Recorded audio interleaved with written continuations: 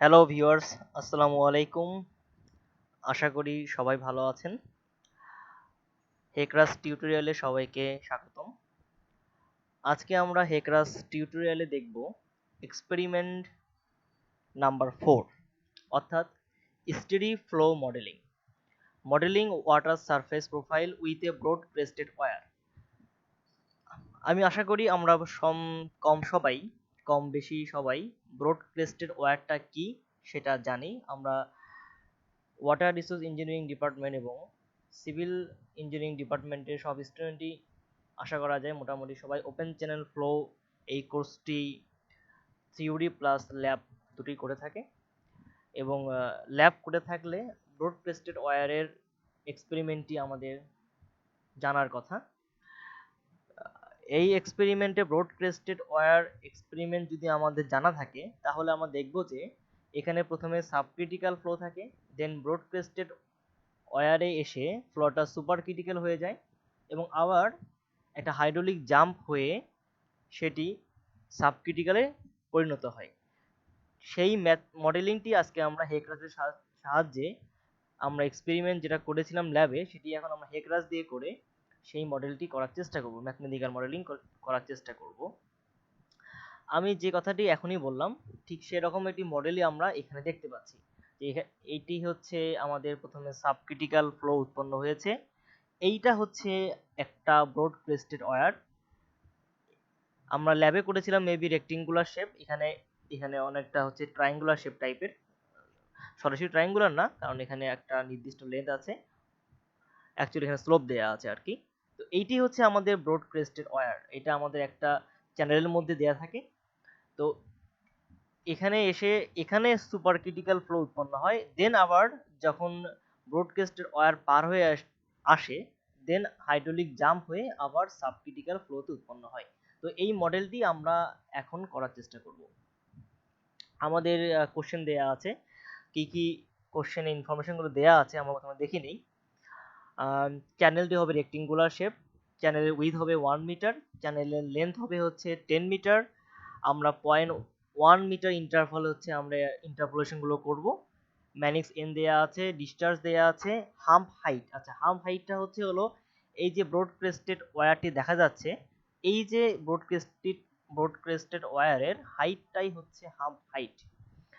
R downstream boundary condition and upstream boundary condition দুটোই same. Hump height যেটা পাবো তার সঙ্গে 0.05 মিটার যোগ করলেই আমরা এই দুটা কন্ডিশন পেয়ে যাব। তো চলুন শুরু করা যাক আমাদের আজকের ম্যাথমেটিক্যাল মডেলিং। তো আমরা একটা প্রথমে নিউ প্রজেক্ট শুরু করছি।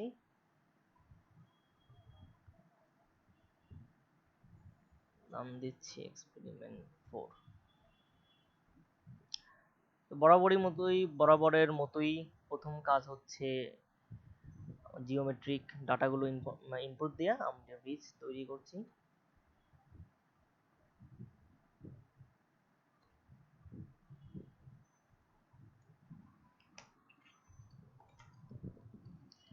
এরপর যেটি করতে হবে ক্রস সেকশন। তো ক্রস সেকশনে যাওয়ার আগে আমি একটু রিভিউ করে নেই আমি কি ড্র করতে যাচ্ছি।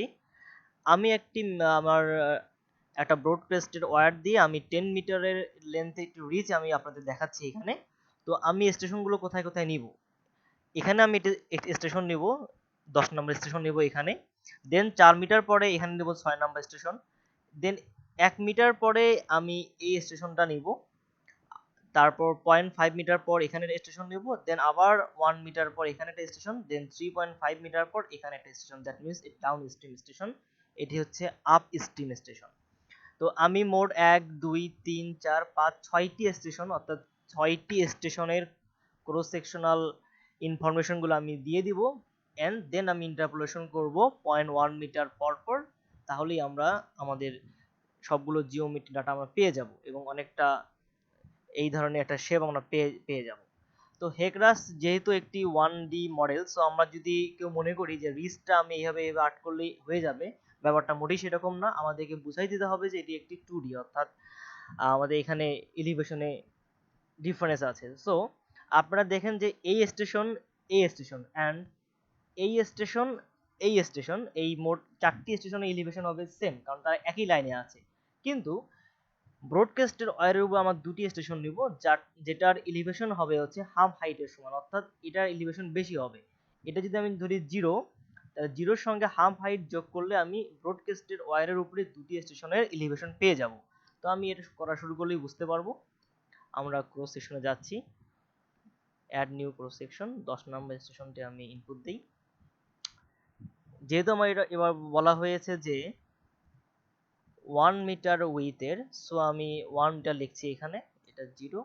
এগুলো আমরা এর আগের টিউটোরিয়ালগুলোতেই দেখিয়েছি কিভাবে এগুলো হলো, আশা করি সবাই বুঝতে পারছি।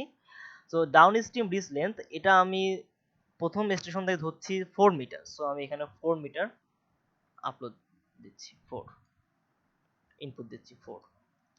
আমার ম্যানেজ এন দেয়া ছিল কোশ্চেনে 0.01, হ্যাঁ 0.01 দেয়া ছিল, 0.01।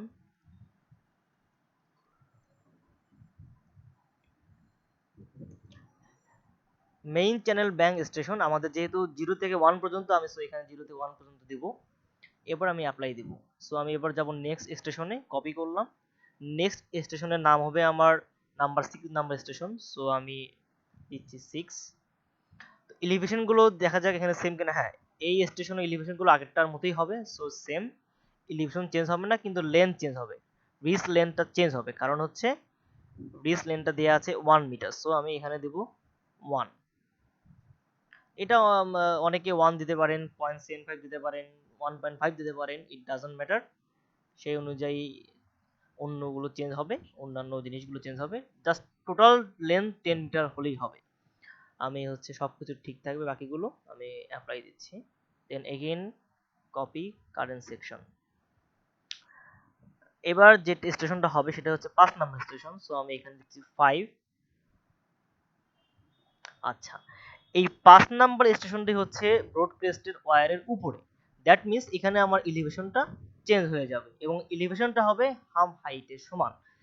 হাম হাইট হচ্ছে হলো দেয়া আছে last 2 digits of your student number plus 10 ভাগ 100। তো আমার রোল নাম্বার হচ্ছে 27, সো 27 প্লাস 10 ডিভাইডেড বাই 100, আমার হাম হাইট আসে হচ্ছে হলো 0.37। সো আমি এই স্টেশনে অর্থাৎ 5 নাম্বার স্টেশনে এসে 5 নাম্বার স্টেশনে এসে আমার এই দুটো এলিভেশন চেঞ্জ হয়ে যাবে, হবে হচ্ছে 0.37 এবং এগুলো চেঞ্জ হয়ে যাবে কারণ এগুলো হবে হচ্ছে 0.5 মিটার। এলওবি, আরওবি এবং মেইন চ্যানেল হয়ে যাবে 0.5 মিটার করে।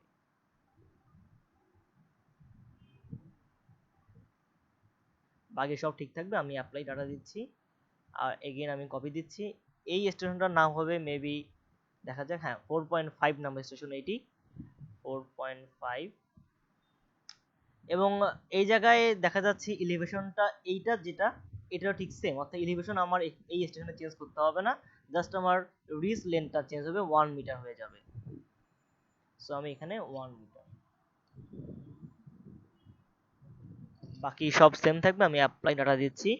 এরপরে স্টেশনটি হচ্ছে এইটি, যেটি হচ্ছে 3.5 নাম্বার স্টেশন এবং তার রিচ লেন্থ হবে 3.5 মিটার আর এলিভেশন হয়ে যাবে 0, অর্থাৎ এখানে যে এলিভেশন গুলো ছিল 0 0, এটাও ঠিক হয়ে যাবে 0 0। ওকে, আমি 4.5 আমি কপি দিচ্ছি 3.5 নাম্বার স্টেশন এবং এগুলো হয়ে যাবে 0 আর 3.5। অ্যাপ্লাই ডাটা, দেন কপি স্টেশন। আমি এবার লাস্ট ডাউন স্ট্রিম স্টেশনটা আপলোড দিচ্ছি, যেটার নাম 0 এবং এগুলো সবই ঠিক থাকবে, এখানে জাস্ট 0 হয়ে যাবে।